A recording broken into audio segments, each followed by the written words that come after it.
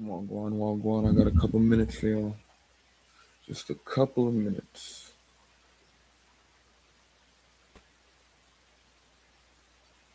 Share screen.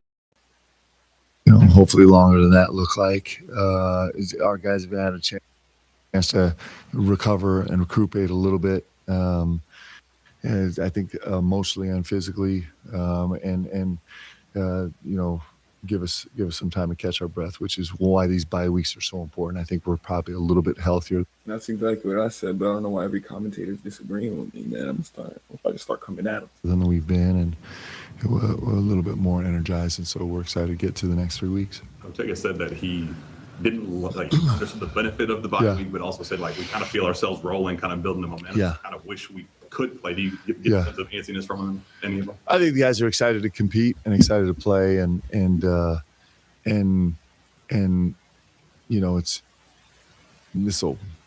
not going to affect us one way or the other.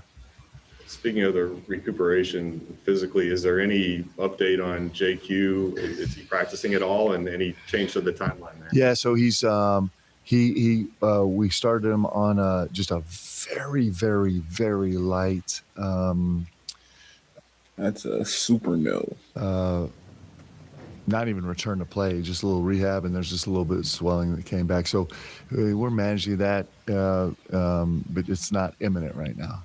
Is there a point with him or Cam that you're willing's probably not the right word, but where you be to a point where you just go ahead and roll them out for the season, just to give everybody, teammates, fans, everybody, just kind of a clearer picture of what's going on? No, because they're massively important to this team, and they're difference makers for us for sure. We're going to take them if we can get them. And if we didn't have this conversation every day, what would we talk about? We didn't ask about it last week. Was that a community decision? You said, okay, guys, we're not going to ask about this. I think we ran out of time. Yeah, fair enough. Coach, you talked about just making changes in practice recently. What have you seen from that, and are you continuing to do some of that? And let us in a little more. Our guys have been willing, so we're trying to, you get. This is a question I've had myself, actually. To this point in the season, and everybody's worn down and beaten down, and you're trying to save so much emotion and physicality as you can for the game.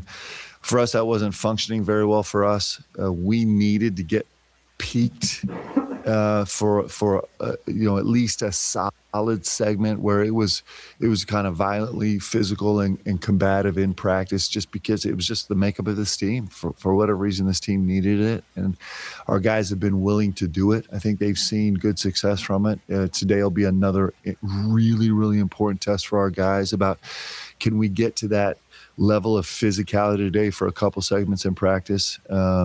It's given us good results, so we expect it will continue the challenges to get there, and I think our guys have done a great job doing it.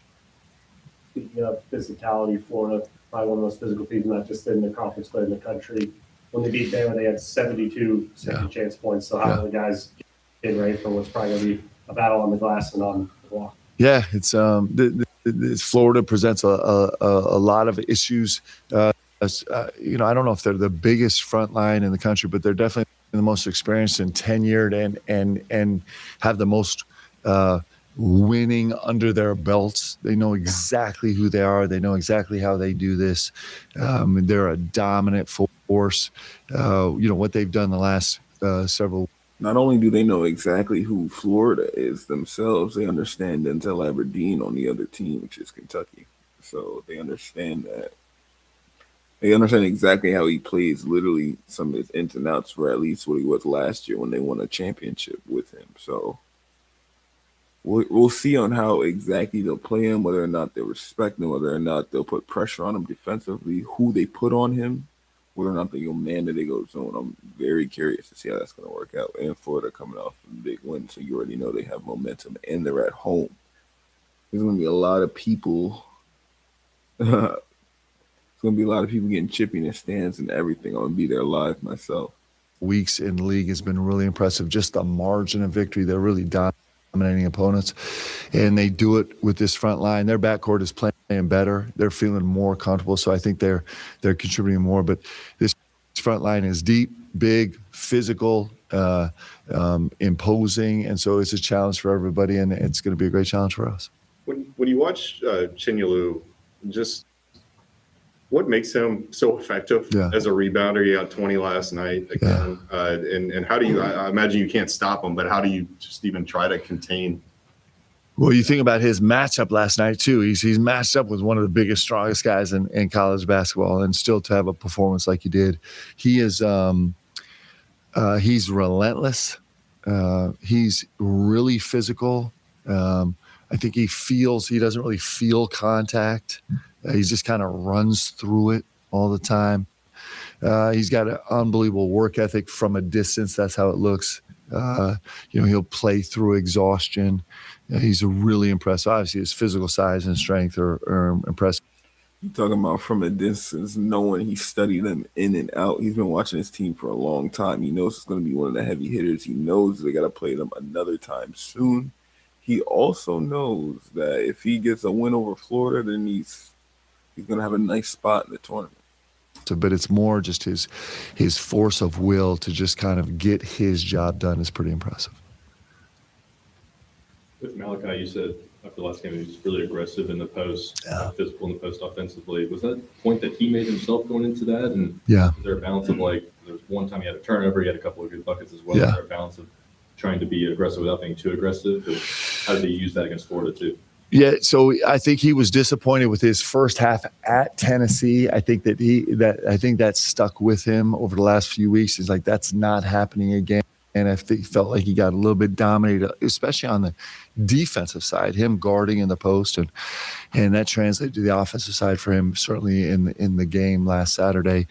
And he can't get to. There's no overkill. Like, I want him to be like 100% physicality, 100% aggressiveness all the time. He is putting together a really terrific freshman season, and he's not even scratching the surface of what he's going to be. And a lot of it is going to be him harnessing his force and physicality and imposing that. He did it really beautifully in two huge possessions, one with just 2 minutes left in the game against Tennessee, where he just said, I'm not going to be denied here as an offensive player going to work. He's got the ability to do that. So we just want to keep growing that and fostering that and all gas on that for sure. What are some other things that you really want him to improve on? I would like for him to improve on his – he's actually got real skills as a defensive player.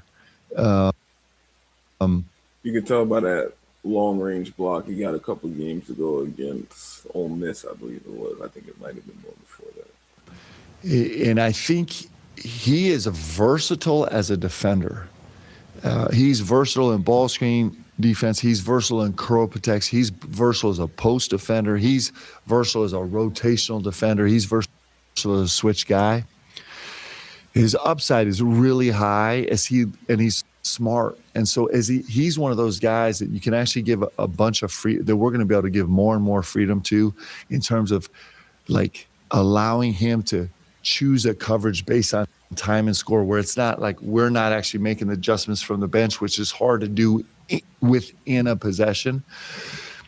I think he's got a ton of ceiling there. I think he's got a big ceiling as a passer. He'll continue to get better. So basically, he's saying he's comfortable with leaving him on the reins and making big decisions defensively, which is very smart, because we've seen as he's let the players be themselves, and it seems the chemistry is boosted. The upside has been nothing but positive with the win streak they've been on for the most part. Better and better and more sure as a passer. I think he's going to be able to shoot the ball. I think the sky's the limit for him. Defensively, people always talk about the physicality with these freshman bigs, especially, and trying to adapt to that. How much of it does it take to adapt to the speed of the game mentally, especially as a defender, as a help defender, as a post defender, and kind of catch up there as the course of your freshman year goes? But normally it takes a lot. Normally you have freshman bigs that are turnover guys. I mean, that's just what a freshman big is. Usually a talented freshman big, usually a turnover guy. And Malachi hasn't been. He's been extraordinary. For him to be up, as positive as he is as a plus, assist turnover ratio is really impressive. But you're facing a different scenario every single game. He's going to face Chinyalu, who's a guy he's never faced, like a style of play that he has not faced, and it's going to be really exciting. A front line like Tennessee is probably something he hadn't faced before. They're different than Gonzaga's front line, right? And he was in a much different role than he was before. So and they definitely developed his role on the team since the Gonzaga game. He's seen a complete difference in his game and comfortability. Freshman, you get to face something you've never seen before. And so it's a first time for everything. It's hard when it's the third, fourth, fifth, sixth, 10th time you're facing something. But as a first time guy, man, he's done it incredible. You've seen it with Ortega and Mo. What's DA's process look like preparing for his former team? And would you say he's treating this like just any other game? I think DA is pretty steady right now. His play over the last month has been phenomenal. He's had huge number of games. He went on a 4 or 5 game tear where it was just his numbers were outrageous. And I was wondering when they was going to ask a question about the Florida player that they have on their team from last year. His decision making, he just is getting more and more comfortable. You can see him making the transition from doing his job to playing the game, right? From doing the game to playing the game. Like we've seen that happen in real time over the last month, where in practice too now you see him just feeling so comfortable with what we're doing and so confident and such a believer now in trying to attack the game. We attack the game. It's been fun to watch him grow. He's just a solid dude, man. He's a competitor. The brighter the lights, the more excited he gets, the more capable he gets, and he functions well there. So I expect him, as the season progresses, to just get better. Out of timeouts and to start games and halves, feels like y'all had a really good success rate with those. Do you have any numbers you can share of how efficiently y'all are doing that, and have you seen it improve over the season? We were disappointed with our performance on offense and defense on UOB possessions from last year. So we've made strides on both sides of the ball there. ATOs were not actually as efficient as we were last year, although I think we're really growing into it. I think we were making progress there in ATOs, and that's all part of us knowing each other and our guys knowing each other. But it's a place where we feel like we can affect the game. Have you guys, unless you've changed it up, I think at halftime you and the assistants meet in kind of one area and the players kind of meet together in the other area. Have you noticed when you come together toward the end of that break, maybe a mood change, maybe the Tennessee game Saturday compared to Michigan State, Gonzaga, maybe guys a little bit more cohesive or locked in or not as daunted by the big deficit? Well, our guys, we certainly know each other better. I think our guys have earned confidence just by their resilience and their refusal to kind of stay down. I think our guys understand the process better. Our expectation is we go as a staff, the team goes as a team, they get a chance to kind of diffuse, kind of let some of the emotion go away, and then to be really constructive, talking about what they have. And then when I walk in the locker room, the first question always is, all right, what do you guys have for me? And the guys talk first. And I think our guys are getting used to that process. I think it's a pretty unique process. I don't know who else does it, but for me, it's really important. I don't want to waste time telling guys stuff they already know, and I also want to know what they're seeing in the game. I think that's one of the things that helps us with our adjustments in the game is me hearing what they. All right, we're gonna continue this a little later. I'm about to go finish what I was doing and possibly be back if I got time, but I'll keep you guys updated on the Florida vlog. And those of you that follow me on Instagram, you're gonna see some sights. All right, peace.